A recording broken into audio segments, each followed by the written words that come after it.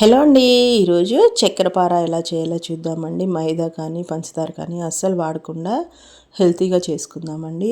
చాలా క్రంచీగా ఉంటాయి, చక్కగా గుల్లగా వస్తాయండి, చాలా బాగుంటాయి. సో ప్రాసెస్ అనేది ఎలాగో చూసేద్దాం రండి. ఫస్ట్ అయితే ఒక హాఫ్ కప్ బెల్లం కొంచెం వాటర్ వేసుకొని మెల్ట్ చేసుకోవాలండి. నెక్స్ట్ ఒక బౌల్ తీసుకొని అందులో ఒక కప్పు గోధుమ పిండి, ఒక కప్పు సూజీ వేసుకోవాలండి. బొంబాయి రవ్వ అంటాం కదా, అది వేసుకొని బాగా మిక్స్ చేసేసుకొని వెన్నపూస అండి, నేను ఇంట్లోనే ప్రిపేర్ చేసుకున్న వెన్న వేసుకుంటున్నానండి. మీ దగ్గర వెన్న లేదంటే నెయ్యి అయినా యాడ్ చేసుకోవచ్చు, లేదన్నా బటర్ అయినా యాడ్ చేసుకోవచ్చు. అది పావు కప్పు వరకు వేసుకోవాలండి. మొత్తం కూడా బాగా మెల్ట్ అయ్యేంత వరకు వెన్న అంతా కూడా బాగా రవ్వకి పిండికి పట్టేంత వరకు బాగా మిక్స్ చేసుకోవాలండి.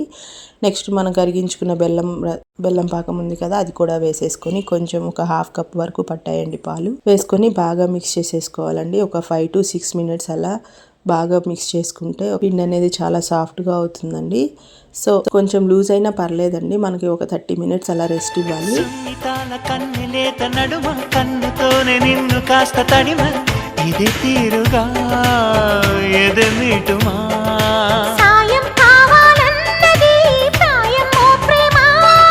చేయందిస్తారా మరి సరదా పడదామా,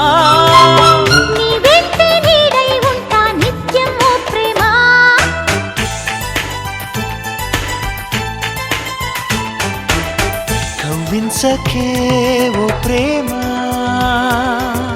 కౌగిళ్ళకే రావమ్మా.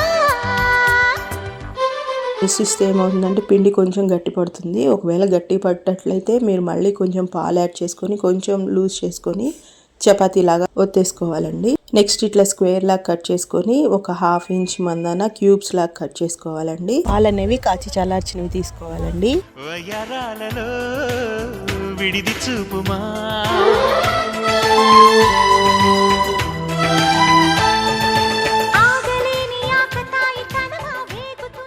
బాగా కాగిన ఆయిల్లో వేసుకొని స్టవ్ ఆఫ్ చేసేయాలండి. ఒక 3 minutes అలా తర్వాత లో ఫ్లేమ్లోనే వేయించుకోవాలండి. బ్రౌన్ కలర్ వచ్చేంత వరకు వేయించుకొని పక్కన పెట్టేసుకోవాలి. చాలా టేస్ట్గా ఉంటాయి. 10 days పాటు అలా స్టోర్ చేసుకోవచ్చు అండి. ఒకసారి మీరు కూడా తప్పకుండా ట్రై చేయండి. మీకు ఎలా వచ్చిందో కామెంట్ సెక్షన్లో కామెంట్ చేయండి.